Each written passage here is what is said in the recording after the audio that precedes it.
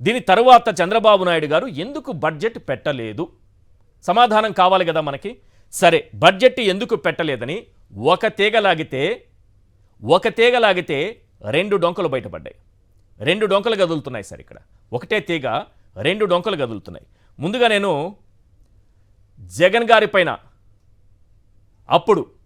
అప్పుల గురించి ఏ రకంగా దుష్ప్రచారం చేశారనేది ముందుగా ఆ పాయింట్తో మనం మొదలు పెడితే అసలు ఎందుకు వీళ్ళు బడ్జెట్ పెట్టకుండా పారిపోయారనేది ఒక క్లారిటీ వస్తుంది. క్లియర్గా మీకు అందరికీ అర్థమవుతుంది. ఒకటో డొంక అప్పులకు సంబంధించింది, అది క్లియర్గా చెప్తాను. ఎందుకు చంద్రబాబు నాయుడు గారు బడ్జెట్ పెట్టకుండా పారిపోయి అసెంబ్లీని అవమానించారు? విజన్ ఉన్న నాయకుడు, అనుభవం ఉన్న నాయకుడు ఎందుకు పెట్టలేదనేది కూడా క్లియర్గా అర్థం చేసుకునే విధంగా నేను చెప్తాను. జగన్ 14 లక్షల కోట్ల రూపాయల అప్పులు చేశారని 14 లక్షల కోట్ల అప్పులు చేశారని చంద్రబాబు ఎల్లో మీడియా ఊదరగొట్టాయి. అంటే 7 లక్షల నుంచి మొదలుపెట్టారు. 7 లక్షల కోట్లు అంటే ఈ నెల, నెక్స్ట్ ఒక 2 నెలలు ఆగి 8 లక్షల కోట్లు, ఒక 3-4 నెలలు ఆగి 9 లక్షల కోట్లు. వీళ్లే వేలం వేసుకుంటూ కొంతమందిని తీసుకొచ్చి వాళ్లే ఆర్థికవేత్తలు అన్నట్టుగా, వాళ్లే ప్రపంచ మేధావులు అన్నట్టుగా చిత్రీకరించి వారు చెప్పిన లెక్కల ప్రకారం అని ఎల్లో తాత తన ఇష్టం వచ్చినట్టు రాసేవాడు. ఎల్లో తాత వేసినటువంటి రుణకంఠుడు అంటూ జగన్ గారి మీద, ఆ రోజుల్లో ఒక ముఖ్యమంత్రి మీద ఒక ఎల్లో తాత జస్ట్ పేపర్ రాసుకునేటటువంటి, పత్రిక నడిపేటటువంటి జస్ట్ ఒక ఎల్లో తాత, ఒక ముఖ్యమంత్రి అనే గౌరవం కూడా లేకుండా రుణకంఠుడు 10 లక్షల కోట్లు అన్నప్పుడు ఇది 10 లక్షల కోట్ల రూపాయలు జగన్ అప్పులు చేశారని ఏ విధంగా తలలు పెట్టి రాశాడో చూడండి. ఎల్లో తాత రాసింది. చంద్రబాబు నాయుడు గారైతే బహిరంగ సభల్లో 14 లక్షల కోట్లు 13 లక్షల కోట్లని బహిరంగంగా చెప్పారు. అప్పుల్లో ముంచేశారన్నారు, శ్రీలంక చేసేశారన్నారు. ఇవన్నీ అంటూనే 14 లక్షల కోట్లని వీళ్లే ప్రచారం చేస్తూనే సూపర్ 6 హామీలు కూడా అప్పుడే ఇచ్చారు చంద్రబాబు నాయుడు గారు, గుర్తుపెట్టుకోండి. ఈ ప్రచారం చేస్తున్న సందర్భంలోనే ఆయన సూపర్ 6 హామీలను కూడా ఇచ్చారు. ఈ రకంగా దుష్ప్రచారం చేసి రాసి ప్రజల మెదడులోకి ఎక్కించి ఒక విషాన్ని ప్రజల మనసుల్లోకి, మెదడులోకి ఎక్కించినటువంటి పచ్చ పత్రికలు, పచ్చ నేతలు మనం చూసాం కదా.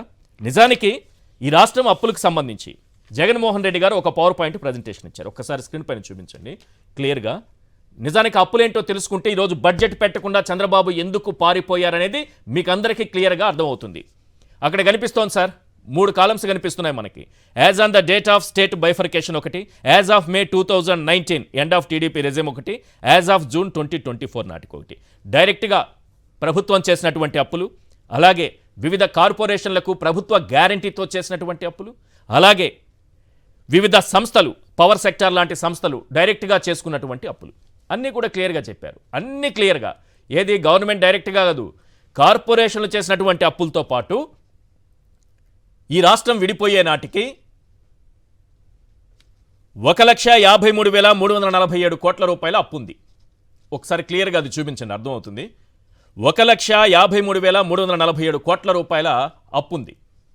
కానీ చంద్రబాబు నాయుడు గారు అధికారంలోకి వచ్చి, అంటే 14 నుంచి 19 వరకు ఆయన పరిపాలన 5 ఏళ్ల కాలంలో ఆయన దిగిపోయే నాటికి అప్పు 4,08,000 కోట్ల రూపాయలు. ఇది సంపద సృష్టి అంటే. చంద్రబాబు చేస్తే అప్పు కాదు, సంపద సృష్టి. జగన్ చేస్తే అది ముష్టి. మరి చంద్రబాబు నాయుడు గారు చేస్తే సంపద సృష్టి. ఇప్పుడు ఆలోచించండి, బాబు దిగిపోయే నాటికి 2019 నాటికి ఉన్నటువంటి అప్పు 4,08,000 కోట్ల రూపాయలు. అక్కడి నుంచి ప్రయాణాన్ని మొదలుపెట్టారు. 4,08,000 కోట్ల రూపాయల అప్పుల నుంచి జగన్మోహన్ రెడ్డి గారు ప్రయాణాన్ని మొదలుపెట్టి, పాలన మొదలు పెడితే జూన్ 2024 నాటికి ఆయన దిగిపోయే నాటికి రాష్ట్రం అప్పు 7,48,000 కోట్ల రూపాయలు. అన్నీ కలిపి చంద్రబాబు నాయుడు గారు 1,53,000 కోట్ల నుంచి 4,08,000 కోట్ల రూపాయలకు అప్పులు పెంచి వార్షిక అప్పుల రేటు ఎంత పెంచారో తెలుసా? 22%. జగన్ గారు అక్కడి నుంచి పాలన మొదలుపెట్టి చేసినటువంటి అప్పు, పెరిగినటువంటి అప్పుల వార్షిక రేటు ఒకసారి చూస్తే అది 13%. చూసారా మన విజనరీ? 22% చేశారు. ఏ రోజైనా ఎల్లో తాత రాశాడా? ఎల్లో తాత ఏ రోజైనా పేపర్లో రాశాడా? రాష్ట్రాన్ని అప్పుల కుప్పగా మార్చేస్తున్నాడు చంద్రబాబు నాయుడు, ఆయనకి విజను లేదు, వంకాయ లేదు, తోటకూర తయారు చేయడం కూడా రాదు అని ఏ రోజు రాయలేదు ఎల్లో తాత.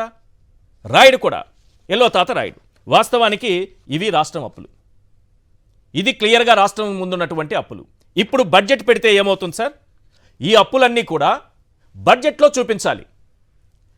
బడ్జెట్లో చూపించాలి. 14 లక్షల కోట్లని చంద్రబాబు నాయుడు గారు తన నాలుకతో అన్నారు కదా, అది 14 లక్షల కోట్లు బడ్జెట్లో చూపించాలి. ఎల్లో తాత తన ఎల్లో ఇంకుతో రాశాడు కదా, అది బడ్జెట్లో చూపించాలి రాష్ట్రం అప్పులు ఎంతన్నది. కాబట్టి ఇప్పుడు మన ముందున్నటువంటి ఒకే ఒక ఆప్షన్, ఇక్కడ నుంచి బడ్జెట్ చుట్టేసి పారిపోవడమే. బడ్జెట్ ఎత్తేయడం. ఎవరైనా బడ్జెట్ ఎత్తేస్తారా సార్? చంద్రబాబు నాయుడు గారు ఎత్తేశారు. పైగా ఏమంటారు? ఆర్థిక పరిస్థితి బాగలేదు అంటారు. మరి మీరు ఎంత పెట్టిపోయారు ఖజానాలో? ఖజానాలో ఎంత పెట్టిపోయారు సార్?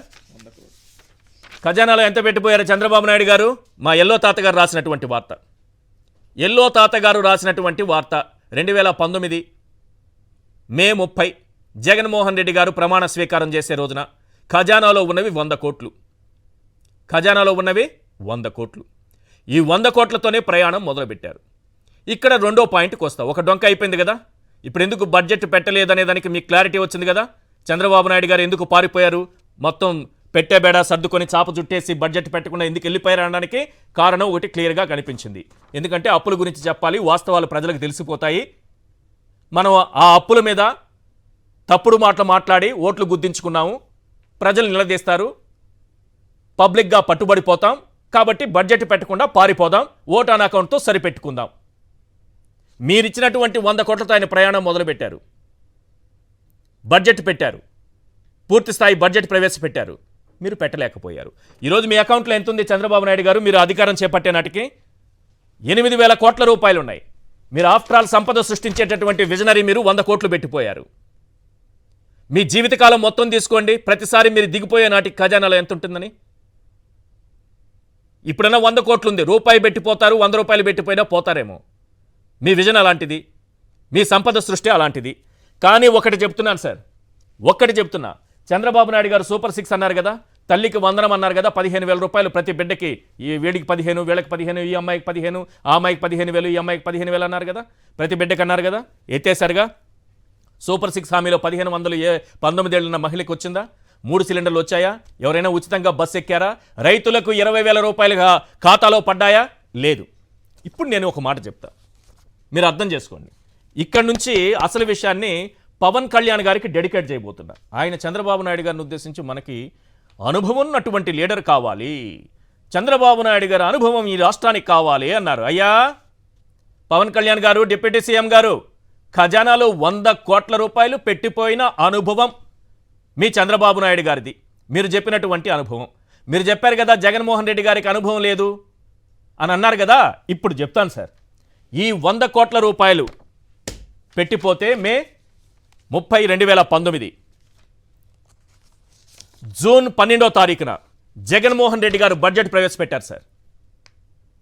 12 రోజుల్లో 13 రోజుల్లో బడ్జెట్ ప్రవేశపెట్టారు. బడ్జెట్ ఎంత తెలుసా? 2,27,974 కోట్ల రూపాయల బడ్జెట్ ప్రవేశపెట్టిన దమ్మున నాయకుడు జగన్మోహన్ రెడ్డి, నికార్సైన లీడర్ జగన్మోహన్ రెడ్డి. ఎందుకు మీరు ప్రవేశపెట్టలేకపోయారు? ఆయన మీరిచ్చినటువంటి 100 కోట్లతో ఎలా ప్రవేశపెట్టారు? 2,27,974 కోట్ల రూపాయల బడ్జెట్ని ప్రవేశపెట్టిన దమ్మున నాయకుడు. ఎందుకు సార్ పవన్ కళ్యాణ్ గారు మీరు చెప్పినటువంటి అనుభవం? చంద్రబాబు నాయుడు గారి అనుభవం ఎందుకు సార్? బడ్జెట్ పెట్టకుండా పారిపోవడానికా సార్? మీరు ప్రశ్నించాలా, ప్రశ్నించకూడదా సార్? చంద్రబాబు నాయుడు గారిని నిలదీయాలా లేదా సార్? కానీ ఇక్కడ ఉన్నది కూడా చదివి వినిపిస్తాను. ఎందుకు చదువుతున్నానంటే ప్రజలందరికీ అర్థం కావాలి. నేను విన్నాను, నేను ఉన్నానంటూ వైఎస్ జగన్మోహన్ రెడ్డి ఇచ్చిన భరోసా విలువేంటో తొలి వార్షిక బడ్జెట్టే తెలియచెప్పింది. కులం లేదు, మతం లేదు, ప్రాంతం లేదు, పార్టీలు అసలే లేవు. అందరికీ విద్య, అందరికీ ఆరోగ్యం, అందరికీ సంక్షేమం, అందరికీ అభ్యున్నతి మాత్రమే సర్కారు లక్ష్యమని బడ్జెట్ ప్రతిపాదనలు రుజువు చేశాయి. 2,27,974 కోట్లతో ఆర్థిక మంత్రి బుగ్గన రాజేంద్రనాథ్ రెడ్డి వార్షిక బడ్జెట్ ప్రవేశపెట్టారు. ఇందులో చాలా మంచి మంచి విషయాలు చెప్తాను సార్. ఈరోజు ఏమంటారు, డేటా లేదా మీకు? డేటా లేదా మీ దగ్గర? సిగ్గుపడాలి. డేటా లేదా? తల్లికి వందనం ఇవ్వమంటే దానికి 1 సంవత్సరం టైం కావాలా? జగన్మోహన్ రెడ్డి గారు నవరత్నాలకు సంబంధించి, అమ్మ ఒడికి సంబంధించి ఇది ఇక్కడ క్లోజ్ తీసుకోండి సార్.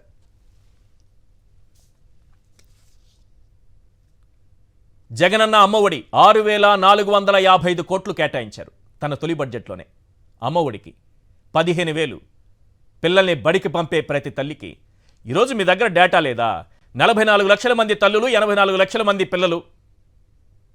డేటా లేదా? జగన్మోహన్ రెడ్డి గారికి డేటా మీరు ఇచ్చిపోయారా? ఆయన ఎలా ఇచ్చారు? ఎలా ఇవ్వగలిగారు?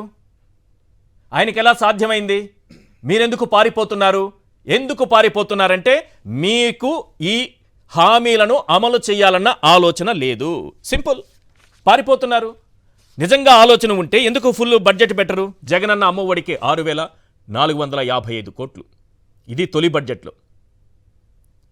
ఎవరిచ్చారు డేటా? మీరు ఇచ్చిపోయారా? ఎవరిచ్చారు సార్?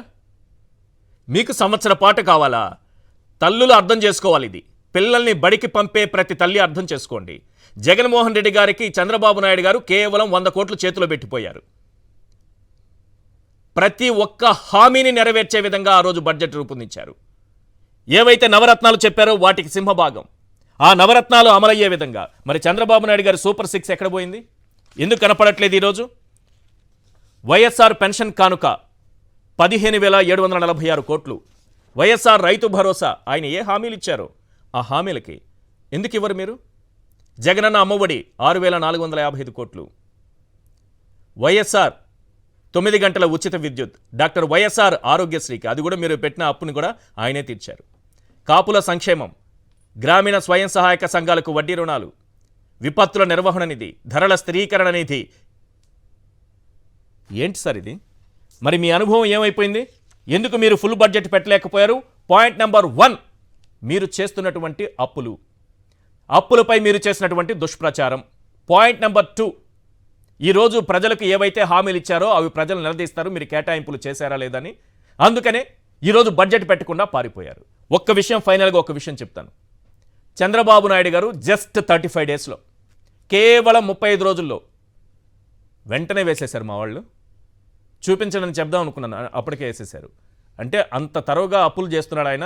వీళ్ళు కూడా అంత బాగా ఫాలో అవుతున్నట్టుంది. ఇదేనా సంపద సృష్టి? చంద్రబాబు నాయుడు గారు చెప్పండి. జూన్ 24న మీరు చేసినప్పుడు 2,000 కోట్లు. ఒక్క పథకానికైనా మీరు ఈరోజు వరకు ఖర్చు పెట్టారా? పెన్షన్లు తప్పించి.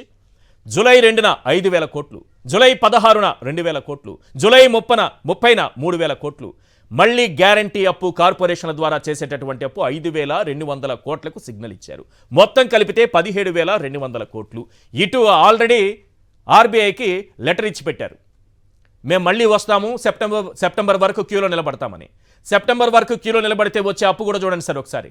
ఆగస్టు 6, వచ్చే నెల 6వ తేదీన మళ్ళీ 3,000 కోట్లు, ఆగస్టు 27న 2,000 కోట్లు, సెప్టెంబర్ 3న 3,000 కోట్లు. మొత్తం కలిపితే ఆల్రెడీ 8,000 కోట్ల క్యూలో ఉన్నారు. ఇదేనా సంపద సృష్టి? ఓవరాల్గా మీరు చేసిన అప్పులు, చేయబోయే అప్పులు 25,200 కోట్లు. 25,200 కోట్లు.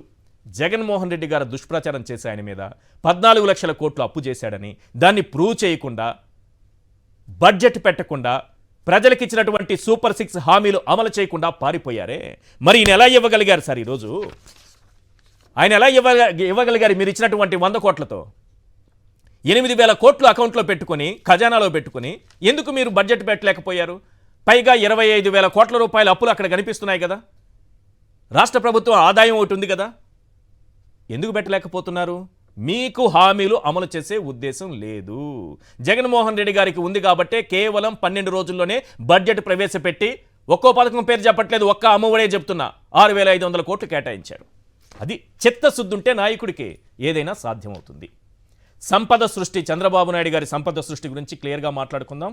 అలాగే బడ్జెట్ పెట్టకుండా ఎందుకు పారిపోయారు, ఈ అంశం పైన కూడా మనం మాట్లాడుకుందాం.